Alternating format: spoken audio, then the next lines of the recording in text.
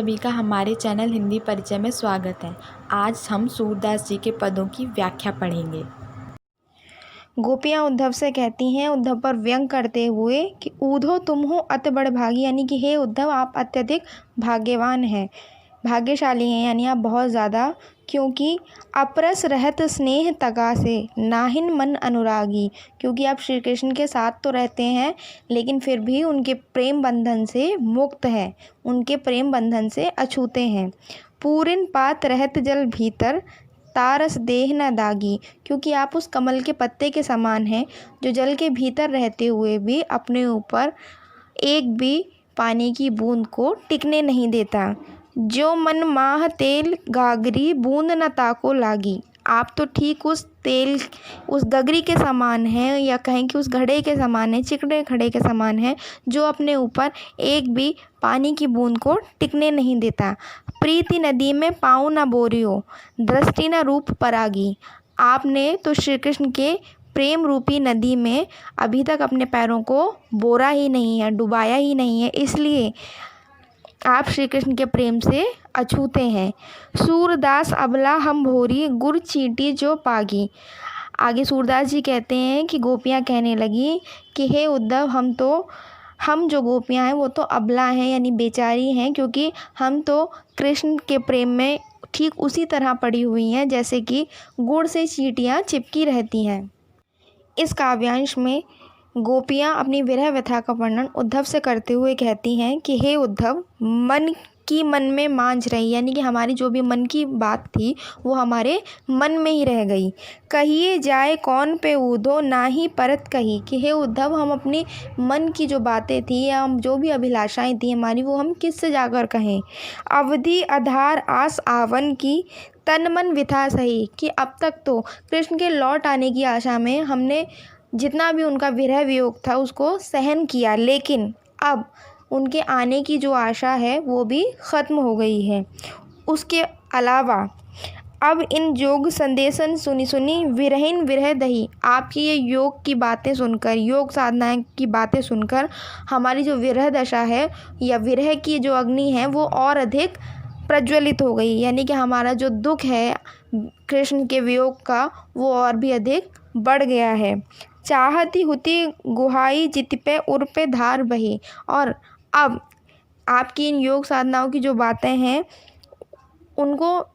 सुन के हमें और भी अधिक दुख हो रहा है। सूरदास अब धीर धरियो क्यों मर्यादा न लही, सूरदास जी कहते हैं कि गोपियाँ कहती हैं कि अब हम भी क्यों धैर्य धारण करें, यानी कि हम भी क्यों अपनी मर्यादा का पालन करें, जबकि श्री कृष्ण ने खुद ही अपनी मर्यादा का पालन नहीं किया। वो गए तो थे ये वादा करके कि वो हमसे मिलने के लिए लौट कर आएंगे, लेकिन वो खुद नहीं आए बल्कि उन्होंने आपको भेज दिया, उन्होंने खुद अपनी मर्यादा का पालन नहीं किया, इसलिए अब हम भी अपनी मर्यादा का पालन क्यों करें।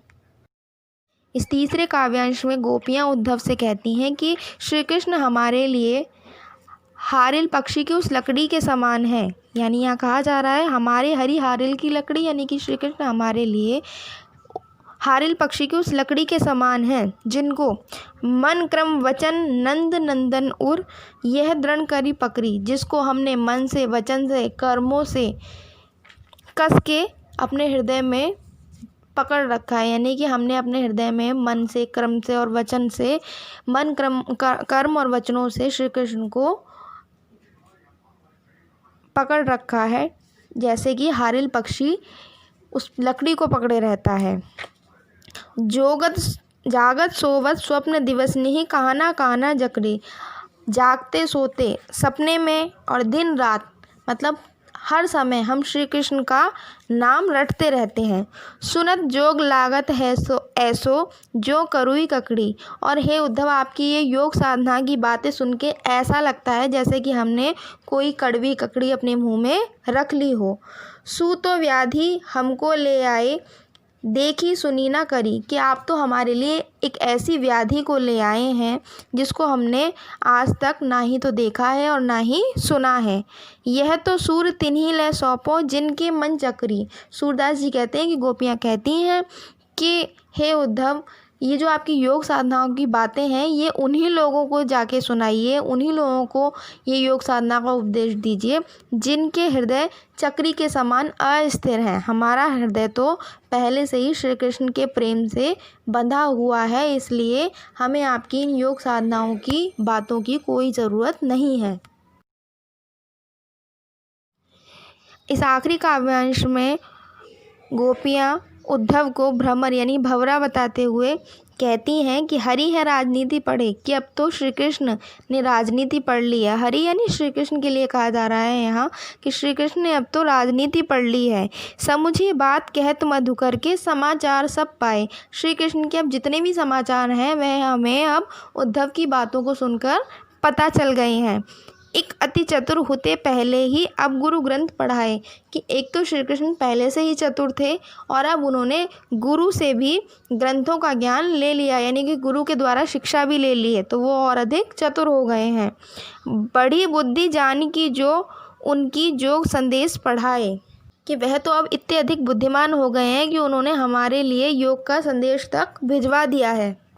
आगे गोपियाँ कहती हैं कि उद्धव भले लोग आगे के परहित डोलत धाए, कि हे उद्धव पहले के ज़माने के जो लोग थे वो बड़े ही अच्छे हुआ करते थे, यानी कि बहुत भले हुआ करते थे, क्योंकि वो दूसरों के हित के लिए इधर से उधर डोलते थे यानी घूमते थे। अब अपने मन फेर पाहिए चलत एक जुत हुते चुराए। उद्धव भले लोग आगे के परहित डोलत धाए, कि उद्धव से कहती हैं गोपियाँ कि पहले ज़माने के जो लोग होते थे, पुराने ज़माने के, वो बहुत ही भले होते थे क्योंकि वे दूसरों की भलाई के लिए दौड़ कर चले आते थे।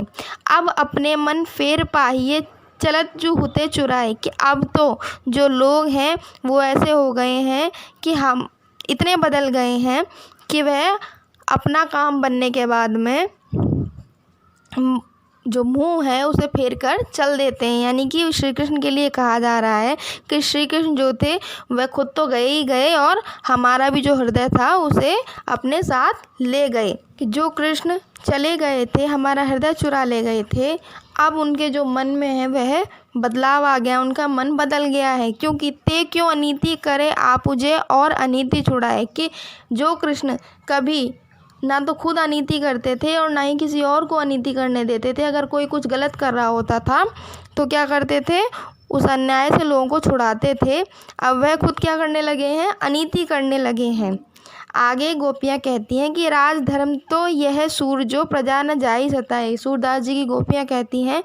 उद्धव से कि राजधर्म तो ये कहता है कि जो प्रजा है वह राजा के द्वारा सताई नहीं जानी चाहिए। मतलब कि हम प्रजा हैं श्री कृष्ण की और वो हमारे राजा हैं और हमें उनके द्वारा सताया नहीं जाना चाहिए। लेकिन हो क्या रहा है, अनीति हो रही है हमारे साथ और हमको जो श्री कृष्ण है वह सता रहे हैं, अत्यधिक दुख पहुंचा रहे हैं। अगर आपको हमारा वीडियो पसंद आया हो तो हमारे वीडियो को लाइक और शेयर करें और चैनल को सब्सक्राइब करना ना भूलें। धन्यवाद।